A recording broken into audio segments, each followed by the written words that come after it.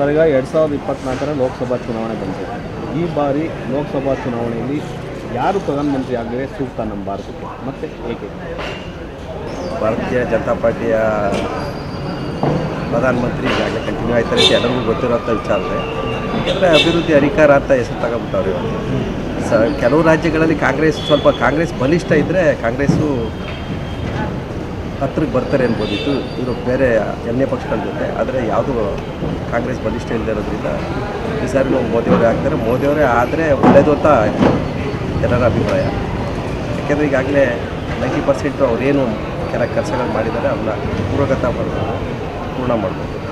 ಭಾರತ ಇನ್ನೂ ಬಲಿಷ್ಠ ಆಗುತ್ತೆ ಅನ್ನೋದು ನನ್ನ ಮತ. ಸರ್, ಈಗ 2 ಬಾರಿ ಪ್ರಧಾನಮಂತ್ರಿ ಆಗಿದ್ದಾರೆ ನರೇಂದ್ರ ಮೋದಿ. ಮೂರನೇ ಬಾರಿನೂ ಅವರೇ ಆಗಬೇಕಾ? ಮತ್ತು ಏನು ಅಭಿವೃದ್ಧಿ ಮಾಡಿದ್ದಾರೆ ಅವರು?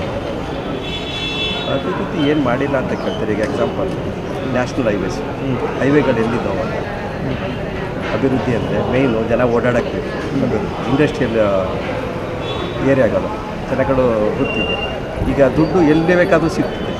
ಒಂದು ಕಾಲದಲ್ಲಿ ಒಂದು 15-20 ವರ್ಷದಿಂದ ದುಡ್ಡು ಅಂದರೆ ಓದಾಡ್ತೇವೆ.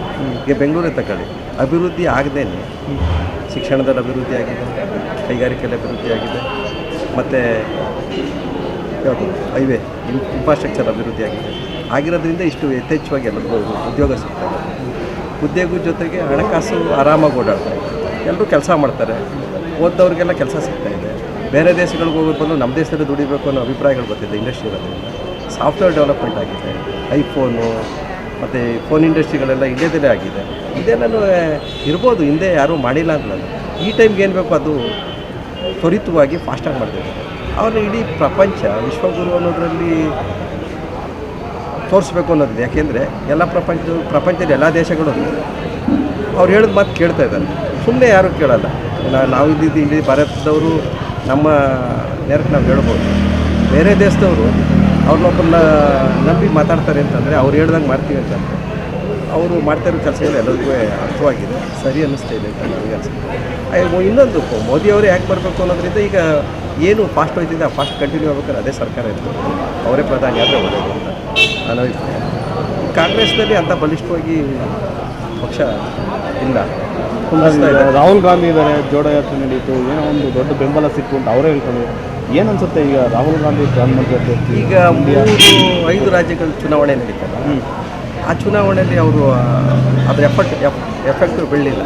ಅವರೇನು ಜೋಡೋ ಅಂತ ಹೇಳಿದ್ರಲ್ಲ, ಅದು ಎಫೆಕ್ಟ್ ಬಿದ್ದಿದ್ರೆ ಗೊತ್ತಾಗಲ್ಲ. ಅದು ಸೋತ್ರಲ್ಲ, ಸೋತಾಗ ಜನನ ನೆಚ್ಚಿಲ್ಲ. ಇನ್ನೂ ರಾಹುಲ್ ಗಾಂಧಿ ಇನ್ನೂ ನಾನು ಹೇಳೋಣ ಎಲ್ಲ ಇಮ್ಮೆಚ್ಯೂರ್ಡ್ ಅಂತ. ಅವರು ಇದಕ್ಕೆ ಮೊದಲೇ ಮನಮೋಹನ್ ಸಿಂಗ್ ಸರ್ಕಾರದಲ್ಲಿ ಅವರು ಒಂದು ಮಂತ್ರಿಯಾಗಿ ಅನುಭವ ಇದ್ದರೆ ಕರೆಕ್ಟಾಗಿ ಒಂದು ಫಾಲೋಅಪ್ ಮಾಡೋರೇನೋ ಅಂತ ಅನಿಸುತ್ತೆ. ಕಾಂಗ್ರೆಸ್ನಲ್ಲಿ ಅಂಥ ವರಿಷ್ಠರಿಲ್ಲ. ಖರ್ಗೆ ಅವ್ರೊಬ್ಬರು ಬಿಂಬಿಸ್ತಿದ್ದಾರೆ. ಖರ್ಗೆ ಅವ್ರನ್ನ ಇಲ್ಲಿ CM ಮಾಡೋಕ್ಕೆ ಆಗಲಿಲ್ಲ ಕಾಂಗ್ರೆಸ್ ಪಾರ್ಟಿ. CM ಮಾಡಬೇಕಾಗ್ತದೆ ಅಂತಲೇ ಅವ್ರನ್ನ ಡೆಲ್ಲಿ ಕಳಿಸಿದ್ರು. ಈಗ ಡೆಲ್ಲಿಲಿ PM ಮಾಡ್ತಾರೆ ಅವ್ರನ್ನ ಮಾಡ್ತಾರೆ. ಸುಮ್ಮನೆ ಒಂದು ವರಿಷ್ಠರು ಅಧ್ಯಕ್ಷರಾಗಿರೋದು ಸೀಮಿತವಾಗ್ತಾರೆ ಹೊರತು ಕಾಂಗ್ರೆಸ್ ಈಗ ನೋಡಿ ಈಗಾಗಲೇ ನಿತೀಶ್ ಕುಮಾರ್ ಹೊರಗಡೆ ಬಂದರು. ನಿತೀಶ್ ಕುಮಾರ್ ಎಲ್ಲಿ ಹೋದರು? ಮೋದಿಯವ್ರು ಹೋದರು. ಅವ್ರು ನಾನು ಪ್ರಧಾನಿ ಆಗೋಕ್ಕಾಗೋದು ನನಗೆ ಗೊತ್ತಾಯಿತು. ಮಮತಾ ಅವ್ರು ಏನು ಮಾಡಿದ್ರು? ನಾನು ಇಷ್ಟ ಕೇಜ್ರಿವಾಲು ಅದೇ ಹೇಳ್ತಾರೆ. ಇವ್ರಿಗೆ ಇಂಡಿಯಾ ಅಂತ ಒಂದು ಪಕ್ಷಕ್ಕೆ ತಗೊಂಡು ಇಂಡಿಯಾ ಅಂತ ಒಂದು ಗ್ರೂಪ್ ಮಾಡೋದು ಮೈತ್ರಿಕೂಟಕ್ಕೆ ಸಪೋರ್ಟೇ ಇಲ್ಲ.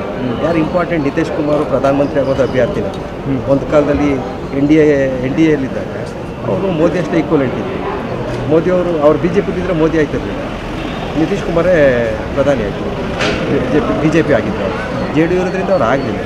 ಈಗಿನ ಕಾಲಕ್ಕೆ ಮೋದಿಯವರೇ ಬೇಕು ಅಂತ ಎಲ್ಲರೂ ಬಯಸ್ತಾ ಇರೋದ್ರಿಂದ ನಾನು ಮೋದಿಯವರು ಇರೋದೇ ಸರಿ ಅಂತ ಅನಿಸುತ್ತೆ. ಇಂಡಿಯಾ ಇನ್ನೂ ಬಲಿಷ್ಠ ಆಯ್ತಿದೆ. ಯೂತ್ಸ್ಗೆ ಒಂದು ಇದೆ ಅವ್ರ ಮೇಲೆ ಅಲಿಗೇಷನ್, ಒಂದಷ್ಟು ಕೆಲಸಗಳು ಕೊಡಬೇಕಾಯ್ತು. ಗೌರ್ಮೆಂಟಿಂದ ಎಷ್ಟು ಕೆಲಸ ಕೊಡೋಕ್ಕಾಯ್ತದೆ ಸರ್? ಪ್ರೈವೇಟೈಸೇಷನ್ ಮಾಡಬೇಕಲ್ಲ. ಗೌರ್ಮೆಂಟಲ್ಲಿ ಏನಾಗಿದೆ, ಲಂಚಾವತಾರ ತಾಂಡು ಮಾಡ್ತಾರೆ. ಲಂಚಾವತಾರ ಹೋಗ್ಬೇಕಾದ್ರೆ ಎಲ್ಲ ಪ್ರೈವೇಟೈಸೇಷನ್ ಮಾಡಿದ್ರೆ ಎಲ್ಲರಿಗೂ ಕೆಲಸ ಸಿಗುತ್ತೆ. ಈಗ ಎಲ್ಲ ಹುಡುಗರು ಯಾರು ಎಜುಕೇಟೆಡ್ ಆಗೋರು ಅವರೆಲ್ಲ ದುಡಿತಾ ಇಲ್ವಾ? ಪ್ರೈವೇಟಲ್ಲಿ ಒಳ್ಳೊಳ್ಳೆ ಸಂಬಳ ತಗೊಳ್ತಾರೆ. ಗೌರ್ಮೆಂಟಲ್ಲಿ ಏನಾಯ್ತಾರೆ, ಅಲ್ಲಿ ಹೋದ ತಕ್ಷಣ ಅಲ್ಲಿ ಸಂಬಳ ಬಿಟ್ಬಿಡ್ತಾರೆ, ಭ್ರಷ್ಟಾಚಾರ ಕೇಳಿತಾರೆ.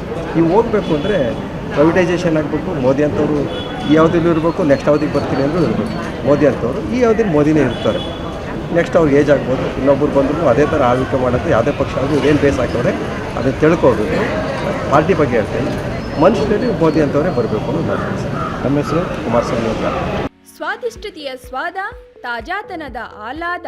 ಉತ್ತಮ ಆರೋಗ್ಯ ಮತ್ತು ಹೆಚ್ಚಿನ ರೋಗ ನಿರೋಧಕ ಶಕ್ತಿಯ ವೃದ್ಧಿಗೆ ಈಗ ನಿಮಗೆ ಸಿಗುತ್ತಿದೆ ಉತ್ತಮ ಗುಣಮಟ್ಟದ ಪೌಷ್ಟಿಕಾಂಶ Shri Vaidik millet health mix. ಇದು ಸಿರಿಧಾನ್ಯಗಳ ಸಂಪತ್ತು.